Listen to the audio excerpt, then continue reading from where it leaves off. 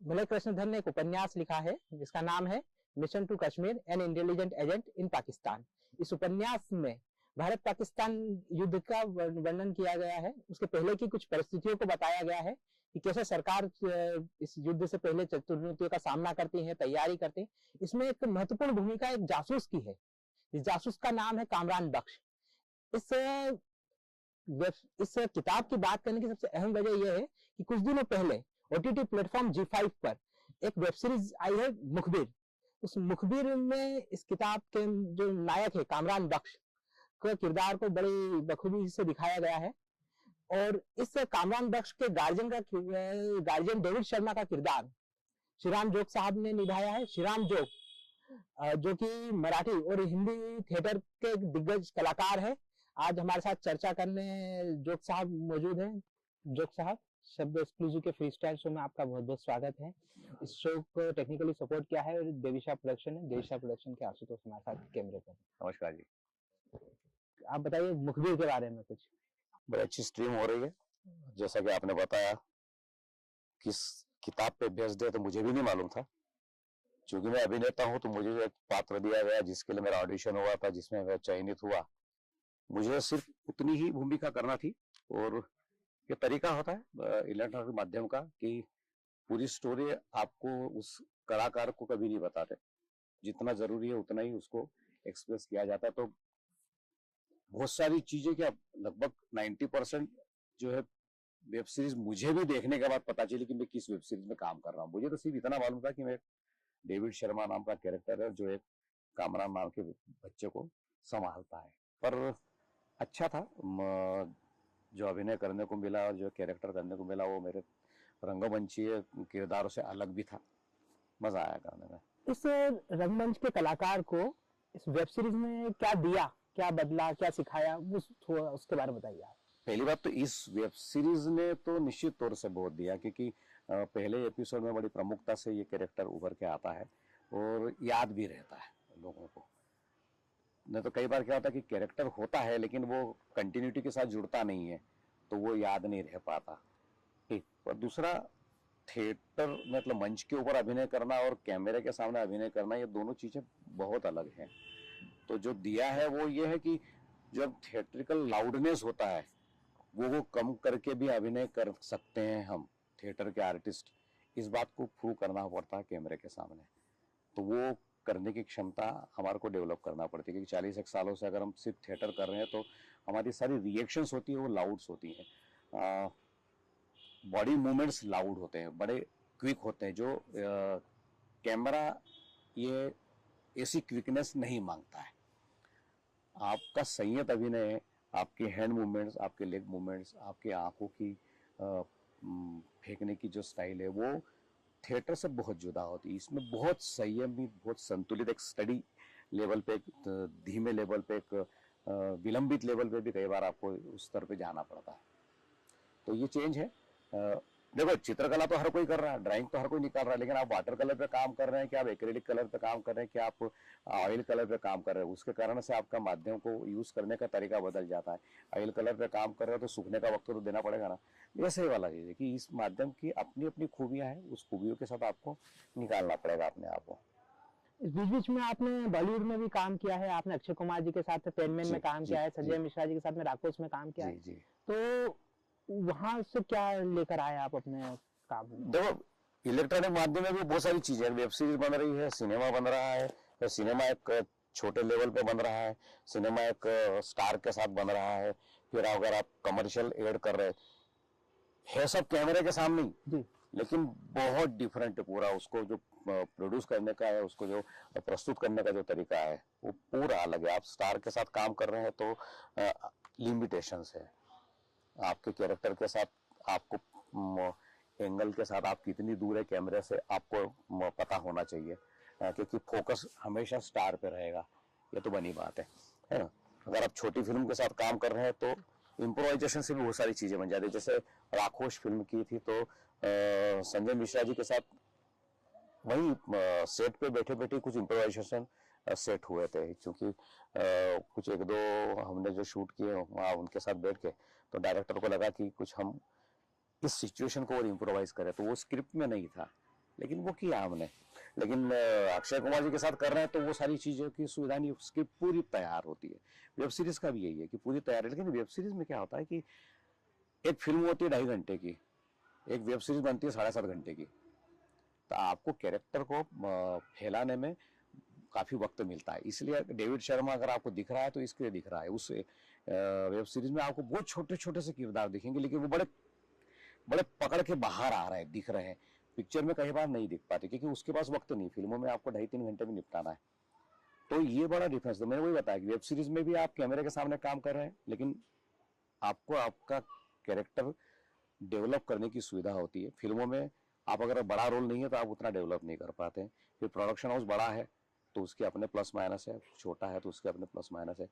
और commercial add तो आप मतलब 30 सेकंड में क्या दोगे आप, तो वो देने की ताकत आपके अभिनय में, आपकी स्क्रिप्ट में, आपके डायरेक्टर में, बाकी सारी चीजों में जब आ जाती है तो एड फिल्म तैयार हो जाती है। मैंने आपकी एक कमर्शियल एड देखी है, उसमें मैंने देखा है कि प्रतीक्षा जैन नैयर जी के साथ में आपने काम किया है। उन्होंने मालवी भाषा को, बोली को बहुत प्रमोट किया है, दूर तक को लेके गई। उसमें कई उन्होंने शो बनाए हैं, कोई नाटक बनाए हैं। कोरोना के समय में बहुत उन्होंने प्रचार किया, अभी भी बढ़िया काम कर रही है। तो उनके संग क्या कैसा अनुभव रहा, क्या कुछ? मैंने एक ही फिल्म उनके साथ की, वो शॉर्ट फिल्म। पर मैंने क्या बताया ना कि उस समय हम हमारे उस संवाद में बंधे रहते हैं, तो कैमरे के सामने वो जो ट्यूनिंग है वो तो अपनी जगह है। आपकी किसी अदाकार के साथ tuning other than camera, behind the camera क्या है, तो बड़ी मित्रवत है, बड़ी अच्छी है, सुलझी हुई है। तो कुछ संवाद साधने में, बातचीत करने में, किसी गंभीर विषय पे बात करने में बड़ा मजा आता है।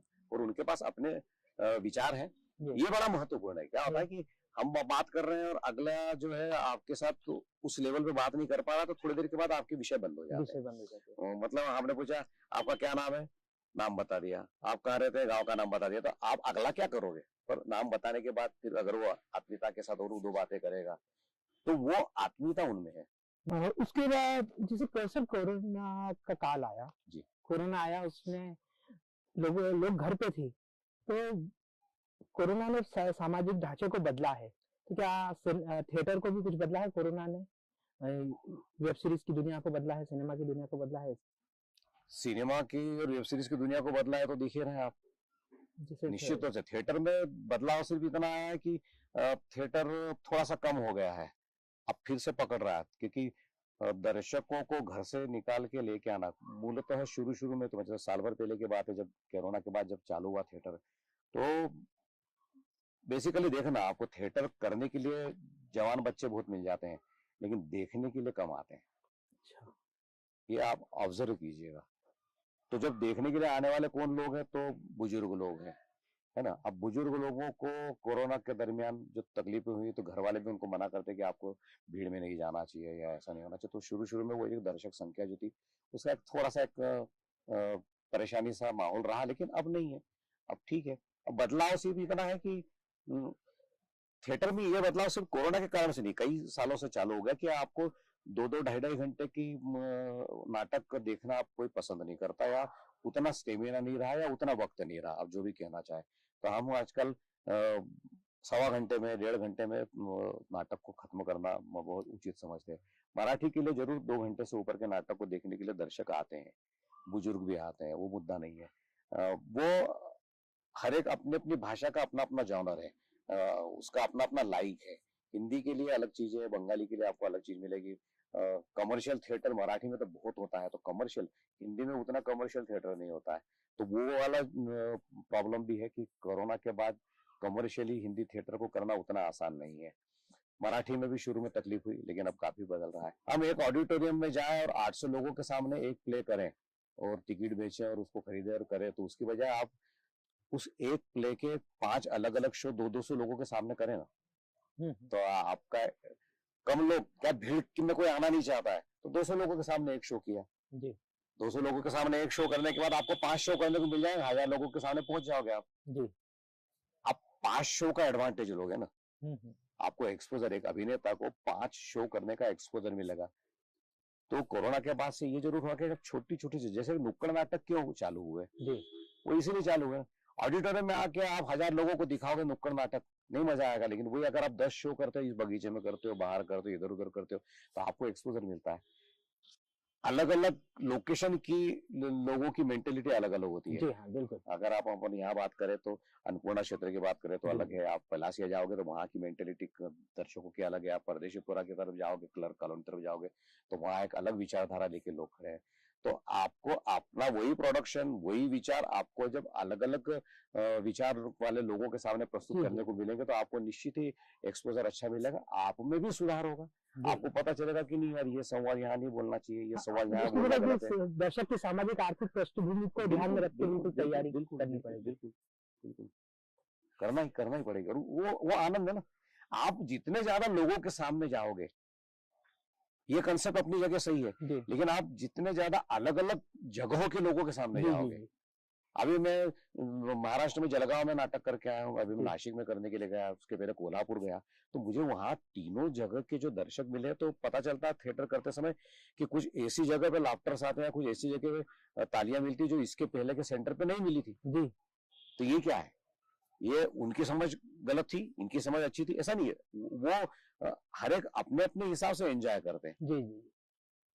हर एक अपने अपने हिसाब से बारीकियां समझते हैं। भाषाओं का जो खेल होता है ना, अगर हम शुद्ध हिंदी में बात करते हैं तो अलग खेल है, आप मालवी में बात करते हैं तो कुछ मालवी में बात करते समय कुछ बहुत ही बारीक, अरे कई करीबी बोलने पे लाफ्टर आ जाता है, अरे क्या कर रहे हो, तो इस पे लाफ्टर नहीं आता है। वो है, वो तो आपको ढूंढना है दादा। आप जब थिएटर करोगे, आप फिल्म में करोगे तो आपको पता होना चाहिए कि कहाँ पे किस लोकेशन पे क्या चीजें अवेलेबल है और किस प्रकार से हम उसको यूज कर सकते हैं। वो संवादों में हो, कॉस्ट्यूम में हो, लोकेशन में हो, कहीं कहीं से भी हो। Before corona, after corona web series की दुनिया में क्या बदला है वो बता दीजिए हमारे दर्शकों को थोड़ा विस्तार। जो मेरा आकलन है, कितना उसको आप सही मानते हैं, दर्शक मानते हैं, मुझे नहीं मालूम, लेकिन मुझे ऐसा लगा था कि ओटीटी प्लेटफॉर्म पे जब वेब सीरीज आने लगी है तो उसके ऊपर सेंसर बोर्ड नहीं है। सेंसर न होने के कारण से कुछ वल्गरिटी और कुछ हिंसात्मक चीजें बड़ी प्रमुखता से उसमें आने लगी। जरूरत के हिसाब से तो फिल्मों में भी आती थी, लेकिन गैर जरूरी भी आने लगी। हमें नहीं मालूम कि हर बार स्त्री पुरुष के अंतरंग संबंधों को हर वेब सीरीज में कितने स्तर तक, कितने लेवल तक, किस मतलब कितनी एनर्जी के साथ, यूं कहूंगा मैं उसको, कितने बड़े कितने समय तक दिखाया जाना चाहिए, पर वो दिखाया जाने लगा। मुझे ऐसा लगता है कि ओटीटी प्लेटफॉर्म इस चीज का एडवांटेज लेने लगा कि हम जिस पे सेंसर नहीं है तो हम ये सारी चीजें लोगों तक दे सकते हैं और लोग देखने भी लगे थे। लेकिन हर चीज की एक अति होती है, उस अति के कारण से कुछ परेशानी थी। उसी दरमियान कोरोना पीरियड आया, कोरोना पीरियड ने सबको घर में बैठा दिया।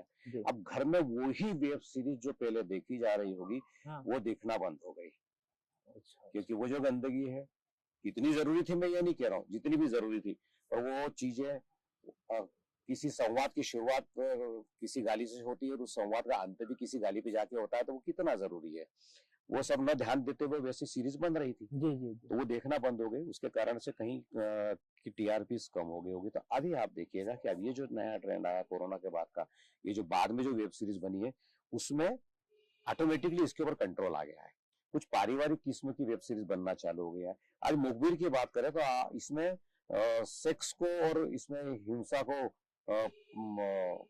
परोसने की बहुत ज्यादा गुंजाइश हो सकती थी। हाँ, लेकिन उस वेब सीरीज में आप पूरे परिवार के साथ बड़ी शांति में, उसके कलाकार इसलिए प्रचार कर रहा हूँ इसलिए नहीं कह रहा हूँ, लेकिन आप उसको देखेंगे तो आपको पता चलेगा कि कहीं भी वल्गरिटी नहीं है, कहीं भी युद्ध भूमि से संबंधित वेब सीरीज होने के बावजूद भी वो हिंसा नहीं है। अगर कहीं कोई मर्डर भी है, कुछ खून भी है, तो इतना सोफिस्टिकेटेड तरीके से कि आप आंख बंद, कई बार क्या होता है कि कुछ हिंसा इतनी घातक होती है कि आप आंख कान बंद कर लेते हैं। यार आंख बंद कर लेता है दर्शक तो फिर आप क्या दिखा रहे हो? जी, समझे कि नहीं? आप तो दिखा रहे हो ना, और देखने वाला दर्शक अगर उस दरमियान अरे बाप रे बड़ा घिनौना है ऐसा करके अगर आप बंद कर लेते हो तो मुझे नहीं लगता कि आपकी सफलता है। हमारे गुरु तो कहते हैं कि अगर आप गंदगी भी दिखा रहे हो तो वो दर्शनीय होना चाहिए। अगर उसमें दर्शनीयता नहीं है तो आपकी स्क्रिप्ट की जो गंदगी, जो आप किसी कैरेक्टर की गंदगी दिखाना चाहते हो तो वो तो किसने देखी था? उसने आंख बंद कर ली ना, या उस समय के लिए म्यूट कर दिया, या उस समय के लिए फॉरवर्ड कर दिया आपने टीवी को रिमोट से, तो क्या हासिल हुआ? आपका एक नाटक है मार्कोसिस जी। उसको एक बड़ा अवार्ड मिला है महाराष्ट्र सरकार का जो महाराष्ट्र नाट्य महोत्सव होता है निश्चित। तो उसके बारे में कुछ बताइए मार्कोसिस के बारे में। दरअसल महाराष्ट्र गवर्नमेंट पिछले 60 सालों से एक कंपटीशन अरेंज करती है हर साल। उसका स्वरूप बड़ा बड़ा तगड़ा है, बड़ा अच्छा है। मराठी रंगकर्मी लगभग 20 अलग अलग शहरों में ऑन एन एवरेज 20 से 25 नाटक एट ए टाइम करते हैं। मतलब ये मान के चलो कि 25 नाटक भी होते हैं तो 20 सेंटर पे 25 नाटक मतलब 500 नाटक जी 500 नाटक एट ए टाइम होते हैं, मतलब नवंबर से लगा के तो जनवरी तक। और उन 500 नाटकों में से फर्स्ट सेकंड नाटक तो 20 सेंटर के फर्स्ट सेकंड नाटक मतलब 40 नाटक फाइनल राउंड में आते हैं।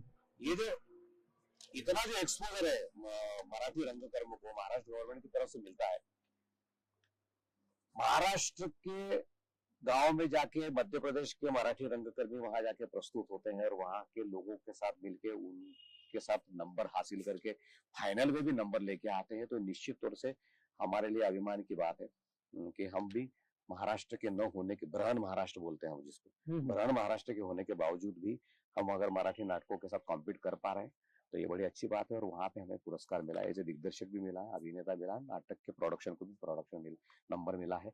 तो वो एक्सपोजर है। आज महाराष्ट्र में हमारी संस्था को जानने वाले पहचानने वाले लोग बढ़ गए हैं और मराठी के प्रति लगाव बढ़ गया है। मराठी यहाँ पे रह के हम हिंदी भाषा में सीखे हैं, लेकिन नाटक के कारण से मराठी बहुत बोलने लगे हैं। आई बाबा से तो बात करती थी जब थे, लेकिन मेरे साथ ग्रुप में काम करने वाले जो मराठी कम बोल पाते थे वो अच्छी मराठी बोलने लगे। मातृभाषा के प्रति आकर्षण बढ़ा है और भाषा के साथ अगर आपका जुड़ाव होता है कोई सी भी मातृभाषा हो या और कोई सी भाषा हो, तो ये बड़ी अच्छी बात है। व्यक्तित्व में निखार लेकर आती है। निश्चित हम बोलते हैं ना थिएटर में आप उर्दू जबान का भी अपना महत्व है ना, पर हम कहाँ बोलते हैं ना उर्दू, लेकिन हम थिएटर के कारण से बोलते हैं, सिनेमा का कारण से बोलते हैं, तो वो है आपकी भाषा की तरफ आकर्षण हो जाता है। अब ये बताइए आपको नाटक का चस्का कैसे लगा, ये नाटक की दुनिया में आप आए कैसे, थिएटर तक पहुंचे कैसे? नहीं वो मुझे नहीं मालूम। मैं 10-12 साल का था तो किसी गणेश उत्सव में मैं जिस गांव में रहता था मंदसौर, वहां पे मैंने एक मोनोलॉग कुछ पढ़ लिया था या कुछ कर लिया था, बच्चे जिस प्रकार से करते हैं। फिर मेरी आई मतलब मेरी मदर इसके प्रोत्साहन से नहीं तू कर ये वाला कर, ये आपके घर वालों ने प्रमोट किया, खासकर आपकी माता जी? निश्चित तौर से माता जी ने प्रमोट किया। पिताजी ने प्रमोट नहीं किया ऐसा नहीं कहूंगा, लेकिन उन्होंने जब ये कुछ चल रहा था उसके लिए उन्होंने कहीं उसमें रोकथाम नहीं की, उन्होंने शांति से सब देखा। मतलब कई बार मेरी रिहर्सल में उनको कहता था कि रिहर्सल देखने आ जाओ बाबा, तो नहीं मैं शो देखूंगा। अच्छा। ये साइलेंट प्रमोशन है, साइलेंट प्रमोशन है ना। कुछ लोग हल्ला गुल्ला करके प्रमोशन करते हैं, ये साइलेंट प्रमोशन है। और दोनों ने प्रमोट किया, उसके बाद पत्नी, उसके बाद दोनों बच्चियां, वो भी आज मेरे साथ थिएटर करती है। तो अच्छा ये माहौल बन गया। अच्छा ये कोई 1-2 साल की बात नहीं है, आज 45 साल होने आ गए।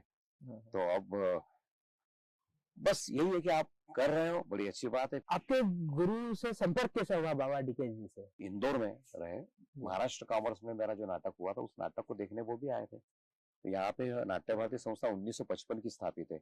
ये बात बता रहा हूँ आपको 1980 की।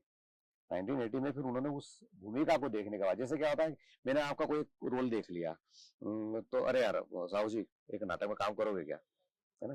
तो ये जुड़ा हो गया। आपने भी कहीं पे भी मेरे बारे में पढ़ा, कुछ तो बात हुई तो आप आज और आप और मैं यहाँ बैठे हैं और चर्चा कर रहे हैं। तो वो लगभग वैसा ही फिर उनके साथ नाटक में काम किया। फिर आज उसी संस्था को मैं चला रहा हूँ। ये दूसरी पीढ़ी है हमारी संस्था की, है ना। बाबा साहब तो गुजर गए 1996 में, लेकिन उसके बाद भी संस्था चल रही है। आज भी मेरे साथ 25 बच्चे हैं और 2-4-5 साल के बाद हो सकता है कि मेरे ग्रुप का कोई बंदा जो है नाटक और डायरेक्ट करने लग जाए और कंपटीशन में जाना चालू हो जाए। बच्चे करने तो लगे ही है नाटक में काम। तो उनके साथ जुड़ा हो यही है कि जैसे उनके साथ जुड़ गए तो जुड़े रहे, फिर छूटने का कोई काम नहीं, क्योंकि बड़ा आनंद है नाटक करने में और वो आनंद अभी तक नहीं छूटा है। आनंद की ही बात है। स्कूलों में कैसा आनंदित जीवन रहा, कॉलेज में ये इनसाइड की कहानी बताइए। बढ़िया। दरअसल देखो बहुत ज्यादा मेरिट होल्डर या इस प्रकार का नहीं, एवरेज विद्यार्थी रहा, लेकिन बिलो एवरेज कभी नहीं गया। कॉमर्स का विद्यार्थी रहा मैं। बैंक में भी नौकरी लगी तो मैं ऑफिसर या और कोई किसी बड़े ओहदे पे जाने की मैंने कभी सोची नहीं। क्लर्क में ही जो आनंद था कि अपने वक्त पे जाओ, 10:30 से 5 तक जाओ, नौकरी करो, उसके बाद अपना थिएटर शौकिया तौर पे जो करना है आप करते रहो, ये वाली सारी बातें। तो कॉलेज में क्या स्कूल में क्या लगभग यही था। स्कूल में गाने के कंपटीशन में भी भाग लेता था, स्कूल में कोई छोटी सी प्रहसन होते थे उसमें भी भाग लेता था। बहुत पहले जब मैंने बताया था ना कि 8-10 साल का था, तब मैंने मंदसौर के एक स्कूल में, ये भाई जरा देख के चलो, इस गाने पे रिकॉर्ड एक्शन भी किया था। अच्छा तो ये देखो, एक कला से जुड़ने के लिए एकदम से आप कोई बहुत बड़ा मंच लेते हो। ये मुझे बताओ कि आपको सांसद बनना है तो एकदम से सांसद बनना बहुत कम लोगों के भाग्य में होता है। हाँ और पार्षद से शुरू होता है ना। हम्म, आपको एमकॉम की डिग्री लेना, मास्टर डिग्री लेना है, तो भी आपको 5वीं बोर्ड 8वीं बोर्ड तो पास करना ही है ना। जी। तो थिएटर भी यही है। ये जो विधा है ये भी उतना डिवोशन मांगती है, उतना वर्क मांगती है, उतना आपको समय देना है, आपको पढ़ना है, उतना समझना है, वो सारा चीजें वो सब करते रहे। मार पिटाई का कुछ रहा बचपन में? नहीं इससे ज्यादा कुछ तो ज्यादा शरारती बच्चे नहीं थे आप? नहीं, वो मार पिटाई में इतना मालूम, शरारत था तो मुझे याद नहीं है। अभी ये जरूर है कि मेरे साथ जो थिएटर में बच्चे काम करते हैं, जो मेरी कई बात को नहीं सुनते, तो मैं बहुत डांटता हूँ उनको। उसके पीछे का उद्देश्य भी है कि ये करना है अपने को, ये अपने को चाहिए, एज ए दिग्दर्शक ये तुम कम कर रहे हो बेटा, तो और बढ़ के करो, इतना ही, इससे ज्यादा कुछ नहीं। ना तो मैं उनको मारता हूँ, ना मैंने कभी मार खाई थी। बैंक में नौकरी के समय आपकी उम्र कितनी थी? 20 साल। 20 साल। थिएटर भी 20 साल की उम्र में प्रमुखता से शुरू हुआ। किया दोनों 1980 से दोनों चालू हुए। अभी आजीविका में स्थापित हो गए तो अभी काम नहीं, तो मैंने तो बीआरएस भी ले लिया था 6 साल पहले। 6 साल पहले। आजीविका थिएटर इतने साल तक कर पाऊंगा ये मैंने कभी सोचा नहीं। अच्छा। शौकिया है, अभी भी शौकिया हूँ। कमर्शियल अगर कुछ बात आती है तो जैसे वेब सीरीज मिल रही है या कुछ एड मिल रहा है तो ये कमर्शियल अपन कह सकते हैं। थिएटर के शो करके नाइट ले रहे हैं अपन, ऐसा नहीं, कुछ नहीं। तो जो सर लोग नए बच्चे जुड़ना चाहते हैं थिएटर से, जो युवा प्रतिभा आना चाहती है, तो उनके लिए क्या स्कोप है? क्या उनकी आजीविका के लिए वो थिएटर में काम कर सकते हैं, या उनको साइड में कुछ दूसरा बिजनेस या कुछ चीजें होल्ड करनी पड़ेगी? नहीं, दरअसल क्या है मैं बताता हूँ आपको। मैं जिस उम्र में 20 साल में था उस समय इसको करियर बनाया जा सकता है ये कभी सोचा ही नहीं था जी। उस वक्त मेरे जैसे और लोग तो उन्होंने भी नहीं सोचा होगा जी। लेकिन अभी 20 साल की उम्र के जो बच्चे हैं वो इसको एज ए करियर देखते हैं। तो अगर करियर देख रहे हैं तो उनको बहुत स्कोप है जी। पर अगर वो सोचेंगे कि इस माध्यम में हम सिर्फ और सिर्फ अभिनेता या अभिनेत्री ही बनना चाहते हैं तो परसेंटेज कम हो जाता है स्कोप का। अच्छा। आपको back stage behind the camera सारी चीजें बहुत आना चाहिए, बहुत मिलना चाहिए, करते आना चाहिए क्योंकि इतना स्कोप है। और जवान बच्चों के लिए बहुत सब, मैं अभी जितने जो भी वेब सीरीज की है मैंने वहां देखा है कि प्रोडक्शन टीम जो होती है ना वो एवरेज 30 से नीचे की होती है। अच्छा।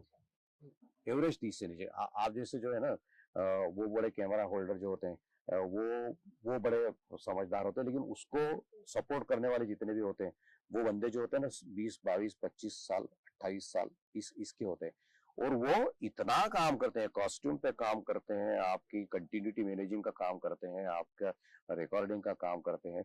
मतलब ये था, मुझे याद है कि पैडमैन की शूटिंग के दरमियान एक लड़की जो थी, गांव के सारे लोग जब खड़े रहते थे ना तो वो खुद आके ये वाला बटन बंद कर जाती थी, नहीं ये खुला नहीं रखना है। ये कंसेप्ट था डायरेक्टर का कि गांव के किसी भी बंदे का ये बटन खुला नहीं रहना चाहिए, तो वो आके कर जाती थी।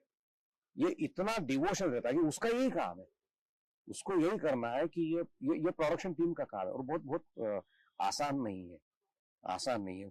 एक दृश्य में मेरे पाँव में कुछ सफेद जूते थे और कैमरे में बड़े ऑड लग रहे थे वो, तो डायरेक्टर बोला नहीं इनको काले जूते पहना हो, ऐसा कुछ भी। तो मैं जूते उतारने के लिए झुक रहा था तो अरे दादा आप एनर्जी वेस्ट मत करो, उसने जूते उतारे। ऑड लगता है अपने को लेकिन ये सम्मान वो अभिनेता को इसलिए देते हैं कि आपकी एनर्जी डाउन नहीं होना चाहिए। अगर आप सारी मेहनत करने लग जाए या कुछ करने लग जाए तो वो चेहरे पे दिखते कैमरा बड़ी छोटी छोटी सी चीजें पकड़ता है। तो ये प्रोडक्शन टीम की तरफ भी अगर झुकाव रहता है तो इनके वारे नहीं आ रहे हैं, इनको हर काम अच्छा मिलेगा, ईमानदारी से करेंगे तो सिर्फ और सिर्फ अभिनय बना के अगर जा रहे होंगे, करियर करने के लिए मुंबई का विचार कर रहे होंगे तो उसमें ये बाकी की चीजों को भी जोड़ दे। बाकी तो बाय नेचर आपको मिला होगा, आप अगर गाना अच्छा गाते हो, आप अगर लिरिक्स अच्छे लिखते हो, आपके अगर संवाद लिखने की आपके पास अच्छी सी कला है तो हिंदी की बहुत जरूरत है मुंबई में, अच्छी हिंदी बोलने वालों की, अच्छी हिंदी लिखने वालों की, अच्छी हिंदी इम्प्रोवाइज करने वालों की किसी स्क्रिप्ट को, तो वो भी एक अच्छा सा आपके पास एक स्कोप है। आपके पास छोटे छोटी सी स्किट्स है, आप उनको डेवलप कर सकते हैं, दे सकते हैं। तो बहुत है, ज्यादा बहुत है, इतना करियर के लिए काफी है। पर बस यही है कि आपने एक अच्छा कर लिया तो आपको उस अच्छे को बनाए रखने के लिए दूसरा और उससे अच्छा करना है, तीसरा और अच्छा करना है। जी। कई देखे हमने कि बहुत अच्छा होने के बाद नीचे गिर गिर पड़े हैं। बहुत कम लोग होते हैं जो पूरा नीचे गिरने के बाद फिर से उभर कर ऊपर आते हैं। मतलब प्रतिस्पर्धा बहुत है और बहुत है, प्रतिभा भी बहुत है। बहुत है। और अभिनय पे ये सारी तकनीक जो है, टेक्नोलॉजी जो है, ये भारी है जी। ये भारी पड़ती है। क्योंकि आपने लाख अच्छा अभिनय किया लेकिन पता चला कि आपका शॉट बड़ा हो रहा, कुछ हो रहा, तो वो एडिटिंग में चला जाता है। तो वहां अगर आप स्टार हो तो आप एडिट नहीं होंगे, लेकिन आप अगर छोटे कलाकार हो तो हो सकता है एडिट हो। लेकिन जो होता है उसमें राइवली कुछ नहीं होती है, वो एक जितना जरूरी भाग होता है उतना ही होता है और उतना जरूरी भी होता है, जितना उसे कला बिल्कुल जरूरी होता है। एडिटर, डायरेक्टर और एडिटर ये दोनों बहुत अलग ढंग के कंसेप्ट लेके काम करते हैं। अभिनेता को भी कई बार पता नहीं होता कि अरे यार इतना अच्छा सा संवाद मैंने बोला था, मेरा संवाद काट दिया। नहीं, वो क्यों काटा हुआ, क्या काटा हुआ, उनको मालूम होता है और वो वाजिब होता है। और ऐसे तो कई उदाहरण है, फिल्मी उदाहरण देख लो आप कि शोले में जया भादुड़े का वो संजीव कुमार के टांगे के पीछे भागने वाला जो दृश्य 10 मिनट का पूरा एडिट में गया था। आप हिम्मत कर सकते थे क्या कि जया भादुड़े उस समय स्टार थी जी। लेकिन एडिटर ने वो काटा दृश्य। और लॉजिक उसके पीछे ये था कि अगर बड़बोली जया भादुड़ी दिखा दोगे तो आपकी बड़बोली हेमा मालिनी कट हो जाएगी। वाह, ये भी थिएटर वाली बात है। थिएटर से आदमी ने पढ़ा, बहुत लोगों को पता ही नहीं था ये। नहीं तो आपके तो दोनों के, जया भादुड़ी की चुप्पी जो है उस पिक्चर की खूबी है और हेमा मालिनी की बड़बोलापन जो है उसकी पिक्चर की खूबी है। और वही जया बच्चन शुरू में वो होली है करते हुए जो पीछे दौड़ रही है टांगे के पीछे, वो अगर आप दिखा देते हैं तो आपकी हेमा मालिनी मर जाती है। जी जी। है ना। तो एडिटर बड़ा मायने रखता है, समझदार होना ही चाहिए, होता भी है। इसीलिए तो इतनी ग्रेट मूवी बनी है। निश्चित निश्चित निश्चित। तो डायरेक्टर का थिएटर में भी यही काम होता है ना, लेखक तो लिख के दे देता है, विजुअलाइज तो डायरेक्टर को करना है। फिर कई बार क्या होता है कि कुछ 2 पेज काटना पड़ते हैं, कई बार क्या होता है कि 2 पेज अलग से ऐड करना पड़ते हैं, आपको इम्प्रोवाइज करना पड़ता है। ये अधिकार डायरेक्टर को लेखक ने देना चाहिए, देते भी हैं। कोई लेखक बोलता है कि नहीं भैया मैं एक शब्द भी काटने नहीं दूंगा, तो हो सकता है हम वो प्रोडक्शन नहीं कर पाते। लेखक, डायरेक्टर और संवाद, एडिटर, ये सारे थिएटर में भी वही है, उसमें एडिटिंग पोर्शन बहुत ज्यादा बड़ा है सिनेमा में या इस माध्यम में। मध्य प्रदेश में तुलनात्मक रूप से महाराष्ट्र को, नजदीकी राज्य महाराष्ट्र को देखा जाए तो थिएटर का उतना विकास नहीं हो सका, कि ऐसा लगता है, या उतने आगे नहीं पहुंच सका थिएटर? नहीं, देखो स्टेट वाइज या भाषाई वाइज बहुत सारी समस्याएं हैं। अगर गुजराती में नाटक देखे तो बहुत चलते हैं, अगर आप बंगाली में नाटक देखे तो बहुत चलते हैं, मराठी में नाटक देखे तो बहुत चलते हैं, क्योंकि मराठी में कमर्शियल एस्पेक्ट बहुत अच्छा है। एक दूसरी बात, कुछ भावनात्मक नाटकों का बड़ी प्रमुखता से बंगाली में आपको देखने को मिलेंगे, लेकिन गुजराती नाटकों को देखने जाओगे तो आपको कुछ ह्यूमरस मिलेगा, है ना, व्यंग और हास्य को लेकर बड़ी एक बड़ा ऑब्जर्वेशन है। प्रमुखता से ये चीजें बता रहा हूँ कि गंभीरता बंगाली में है, हास्य कुछ जो है वो गुजराती में है, माइथोलॉजिकल कुछ चीजें हैं तो आपको साउथ की कुछ भाषाओं में मिलेगी। मुंबई या महाराष्ट्र जो है ये इससे अछूता है, वो ये सारी चीजों को लेके चलता है ना। ये सारी चीज जैसे संगीत नाटक है, ये जो है माइथोलॉजिकल की तरफ जाते हैं, है ना, तो ये सारी चीजों को लेके चलता है। इसका हास्य व्यंग का तरीका अलग है, इसमें फार्सिकल ट्रीटमेंट होता है। गंभीर नाटक बड़ी प्रमुखता से भावनिक रिश्तों को, पारिवारिक विचारधारा को लेके होने वाले बॉक्स स्टेज के जो ड्रामा होते हैं वो बड़े अलग होते हैं। हिंदी के बेल्ट में जो नाटक होते हैं उसका एक स्टाइल अलग है, बॉक्स स्टेज के ड्रामा नहीं होते, हास्य की वजह व्यंग नाटक ज्यादा होते हैं, है ना। फिर संगीत नाटक नहीं, लेकिन नाटकों में संगीत होता है। ये दोनों चीजें अलग अलग है ना। नाटकों में संगीत होता है, पूरा का पूरा लवाजमा जो है स्टेज के ऊपर आता है और बाकायदा ताल रिदम के साथ अपने गीतों को प्रस्तुत करता है। कई नाटकों की शुरुआत ही गाने से होती है और कई नाटकों का, उसी नाटक का अंत भी गाने से होता है। तो वो जो एक जॉनर जो है वो जॉनर बड़ा अलग है। तो उस जॉनर के अपने कुछ लिमिटेशंस हैं, कुछ विषयों के बंधन आ जाते हैं। तो विषय के बंधन आ जाने के कारण से हम बहुत बारीक बारीक जगह तक लेखक के रूप में नहीं पहुंच पाते। तो लेखन के लेवल पे हिंदी रंगमंच इन जो 3 भाषाओं का मैंने वर्णन किया, इन 3 भाषाओं की तुलना में थोड़ा सा कम पड़ता है। फिर हम कहानी का रंगमंच करते हैं, कर रहे हैं, हमने रास्ते ढूंढे, ऐसा नहीं कि नहीं ढूंढे, है ना, रास्ते ढूंढे हैं, और वो कहानी का रंगमंच हो रहा है।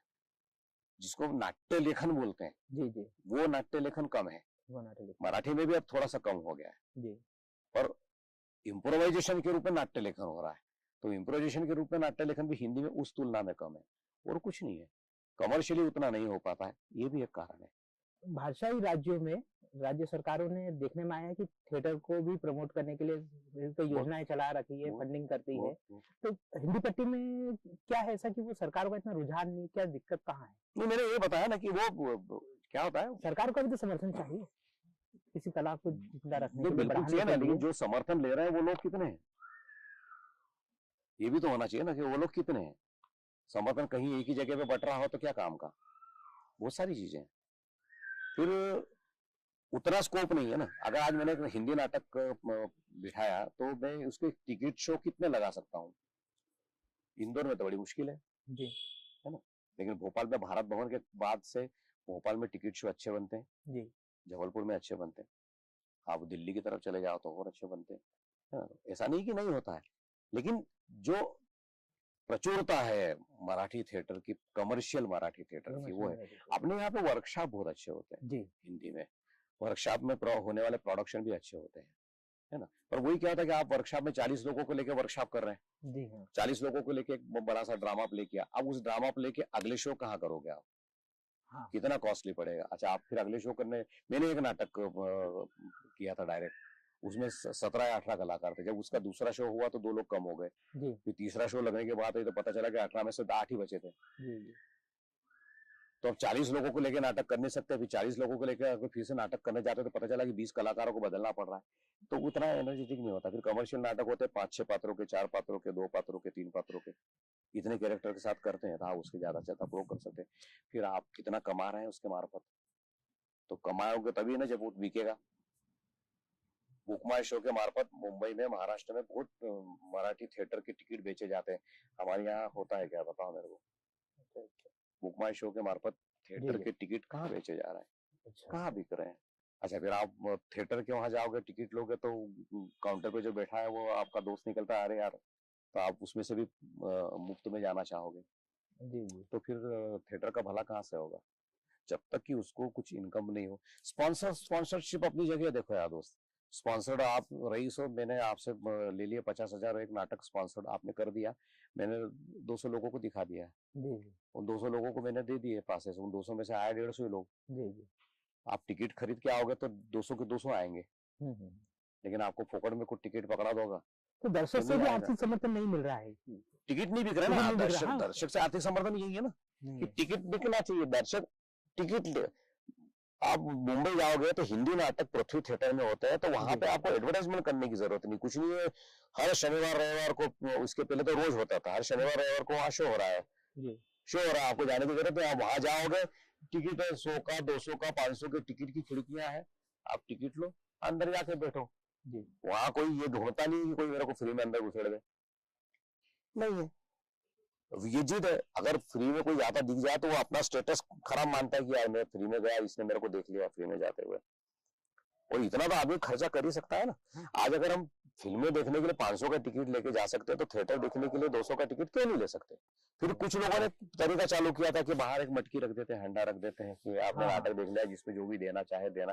अब वो थोड़ा सा कई बार भीख मांगने जैसा लगता है, बॉक्स इसी ऑफिस लोगों कलेक्शन वाले कॉन्सेप्ट पे, ये जैसे बॉक्स कलेक्शन, हाँ, जो भी बॉक्स है, हंडा में हाँ जो भी क्रिएटिविटी से आप जो भी रखना चाहे वो रख दो वहाँ पे, कि आप नाटक देखने के बाद बाहर गेट पे कोई तो भी 2-3 लोग खड़े रहते हैं, और उसमें आप जो भी डालना है डालो, चंदा लेने जैसा हो जाता है वो। अब वो कुछ लोग उसको प्रेस्टिजियस मानते कि नहीं यार ये अच्छा नहीं लग रहा है, जिसको देना है उसने टिकट खरीद के आना चाहिए, खत्म खेल।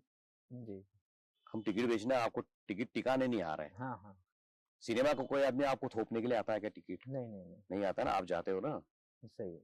आप जाते हो, आप खरीदते हो। तो नाटक के टिकट बेचने क्या होता है, कई वर्कशॉप ऐसे होते हैं कि उसमें वर्कशॉप होने के बाद जो 25 लोग काम कर रहे हैं, 25 लोगों को 10-10 टिकट का एक बुक पकड़ा दी जाती है कि 200 का टिकट है, तुम तुम्हारे रिश्तेदारों में बेच के इतने पैसे मेरे को दे दो। करेगा क्या आदमी? पैसा कमाना तो ये कर, ये तरीका उचित नहीं है ना जी पर आपको लेना है पैसा, आपको प्रोडक्शन खर्च निकालना है, तो ये तरीका आश्चर्य भी ज्यादा है। यार एक प्रोडक्शन में मैं काम कर रहा है, वर्कशॉप में मैं काम कर रहा हूँ, मैं एक नाटक में काम कर रहा हूँ, तो दे भैया मेरे को 10 टिकट दे दे, ये 2000 रख लो आप, संस्था को ही दिया ना। मुझे बुरा नहीं लग रहा, मुझे बुरा इस बात का लग रहा है कि मैं वो 10 टिकट मेरे परिवार में या मेरे चाचा मामा किसी को दूंगा, वो चाचा मामा मेरे जो है बड़े सक्षम है, वो मेरे को 200 रुपए का टिकट बिना खरीदे खुद जाके वहां ले सकते हैं, हाँ हाँ पर मैं उनको टिका रहा हूँ। तो ये टिकाने वाली जो भाषा है ना अपनी इंदौरी, ये परेशान करती है, ये परेशान करती है। हमें टिकाना नहीं है, हमें श्रद्धा से देना है, सामने वाले ने भी उतनी आत्मीयता से लेना है। नहीं आ पा रहे तो आत्मीयता से मना करना है कि नहीं हो बेटा मैं, पर फिर भी मेरे को टिकट पर दे, ये मेरी तरफ से 500 रुपए तुम्हारे सहयोग के लिए रख ले, स्वीकार है, जी, ये स्वीकार है। कला का उसमें समर्थन स्वीकार उसमें आत्मीयता है। आत्मीयता है। पर 500 दे दो यार दादा, यार मैं नाटक कर रहा हूँ तो आओ नहीं आओ 500 दे दो, ये गलत है ना, जी गलत। ये तो भी पहनाना हो गया। चलते चलते सर आप कुछ कहना चाहेंगे हमारे दर्शकों को, पाठकों को कुछ बताना चाहेंगे अपनी ओर से कि जो दर्शकों को अगर कहना है तो मेरा इतना कहना है कि दर्शकों ने नाटक भी देखना है, फिल्मों की तरफ भी जाना है, वेब सीरीज भी देखना है। जितना आप इलेक्ट्रॉनिक माध्यम का और थिएटर में जाके देखने का अवसर मिलता है उतना जरूर देखें, एज ए क्रिटिक देखें। हास्य नाटक है तो आपको हंसी आएगी, गंभीर नाटक है तो आपकी आंखों में आंसू आ सकते हैं, तो वो फील करें। इसके बाद अगर कोई बात आकर्षी है, बुरी लगती है, तो उसको भी फील करें। हो सकता है कि उस डायरेक्टर के साथ आप कभी संवाद करें, संवाद जरूर करें। क्या होता है कि डायरेक्टर को भी पता नहीं होता है कि उसने जो प्रस्तुत किया है वो लोगों तक कितना पहुंचा है। वो स्टेज पे अभिनेता के पास पहले पहुंच जाता है और अभिनेता फील कर लेता है उसको, डायरेक्टर और पीछे रहता है ना। फिर कोई चीज बहुत ज्यादा पसंद आ गई तो जब पता चलता है कि नहीं यार ये चीजें हमने नहीं सोची थी, ये चीजें दर्शकों को और ज्यादा अच्छे ढंग से पसंद आ गई है, तो ये जैसे मैंने इसके पहले भी मेरे संवाद में बताया था कि मैं किसी एक गांव में वही नाटक करता हूँ, दूसरे गांव में और अलग वो करता हूँ, तीसरे में अलग करता हूँ, तो तीनों जगह पे मुझे रिस्पांस मिलता है वो अलग अलग प्रकार का होता है। तो इससे हमें दर्शकों की इंटेंसिटी, दर्शकों की रुचि समझने में बड़ी सुविधा मिलती है। फिर अगला प्रोडक्शन करते समय इस बात का बड़ी प्रमुखता से ध्यान रखने में हमें एक अवसर मिल जाता है और हम उसका उपयोग भी करते हैं। तो एज ए क्रिटिक आप इन सारी चीजों को देखें। हो सकता है कि आप किसी पूर्वाग्रह से पीड़ित होकर देखें, दुराग्रह से होकर देखें, पर मेरा ये कहना पड़ता है कि नहीं, आप आग्रह पूर्वक देखें, पूर्वाग्रह दुराग्रह बाजू में रख दें और किसी चीज को देखने की। अभी क्या हो रहा है, अभी है ना कुछ चीजें जो आ रही हैं माध्यम में कि दुराग्रह के साथ देखी जाती है, दुराग्रह के साथ उसके ऊपर विरोध किया जाता है, दुराग्रह के साथ उसका सम्मान किया जाता है, पता नहीं क्या है। तो आप कलाकृति को कलाकृति के हिसाब से देखें, उसमें हमारी सामाजिक, पारिवारिक, देश की सारी मर्यादाओं को संभालते हुए प्रस्तुत की हुई कोई चीज हो तो उसको उस हिसाब से रियलाइज होने दे, लोगों तक पहुंचाने में मदद करें। अब रहा सवाल इस माध्यम में करियर करने वालों के लिए है, तो बहुत जो मैं जब सब जगह कहता आया हूं वो यही है कि वक्त दें, इस माध्यम में अपने आप को ढलने का वक्त दें।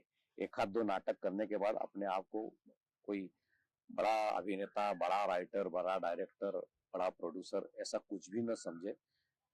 जितने ज्यादा वक्त तक आप ये इस माध्यम के साथ जुड़े रहोगे, आपको उसका आनंद लेता आएगा, आपकी समझ में डेवलपमेंट आता जाएगा। आज अगर मैं बात कर रहा हूँ तो मैं 42 साल हो गए मेरे को थिएटर में, तब जाके मैं इतनी बोलने की हिम्मत कर रहा हूँ। लेकिन अभी भी न जाने कितनी चीजें मुझे प्रोडक्शन करने के दौरान, जब पब्लिक के सामने शो होता है उस दरमियान स्टेज पे से महसूस होती है कि अरे इस डायलॉग पे ये रिस्पॉन्स मैंने नहीं सोचा था, ये कहाँ से मिला। As a director, as a actor मुझे नहीं मालूम था, पर वहां मिल गया। तो वहां की कोई लोकल बात होती है, उसके कारण से कदाचित वो हमारे को मिल जाता है रिस्पॉन्स। तो ऐसी कई बातें हैं जो हमारे पास अननोन होती है। तो इसके लिए आप जितना ज्यादा करोगे उतना पढ़ो ज्यादा, कविता, कथा, इसके अलावा दूसरे विषयों का भी जितना ज्यादा अध्ययन कर सकते हो वो करो। कहीं ना कहीं आपको वो कैरेक्टर को डेवलप करने में काम आएगा, विजुअलाइज करने में काम आएगा, आपको कैमरा फोकसिंग करने में काम आएगा। आप क्या बनना चाहते हो वो सारे बनने में, इस माध्यम के सारे बनने में वो काम आएगा। तो वक्त दे। एक और बड़ी बात है, मुझे मालूम है कि कोई इंजीनियर बनता है तो 6 या 7 साल में बनता है, कोई डॉक्टर बनता है तो 6-7 साल में बनता है। तो कम से कम 6-7 साल आप थिएटर को दो।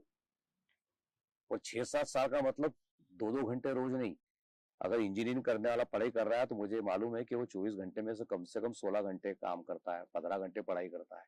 तो 15 घंटे पर डे आप थिएटर के लिए जो क्या कर सकते हो वो करो। तब जाके 6 साल के बाद आप कितना बने हो, आप उसमें पास हुए नहीं हुए, ये आपको पता चलेगा। तो कलाकारों के लिए ये है, दर्शकों के लिए मैं बोल ही चुका हूँ। ये सारी चीजों के कारण से हम बनते हैं, हमारे अध्ययन से हम बनते हैं, दर्शकों को मिलने वाले उत्साह के साथ हम बनते हैं। और बनना निश्चित तौर से बिगड़ने से तो हमेशा अच्छा ही रहेगा, तो हम बनते रहें, बनते रहें। आपने इस शो में बिल्कुल फ्री तरीके से, फ्री स्टाइल में सब कुछ हमें बताया, हमें समझाया, हमारे साथियों को, सभी को, हमारे दर्शकों को। इसके लिए आपको बहुत बहुत धन्यवाद। बस धन्यवाद, मुझे आपने इस काबिल समझा, कम से कम इस चर्चा में शामिल होने का मुझे भी अच्छा लगा। क्योंकि अब ऐसी बातें बहुत हो जाती हैं, लेकिन किसी एक ही व्यक्ति के सामने बैठकर और सिर्फ पूरा कंसंट्रेशन उसी विधा के ऊपर होता है, तो एक अपने आप गंभीरता भी आ जाती है उसके साथ। इतना गंभीर नहीं हूं मैं।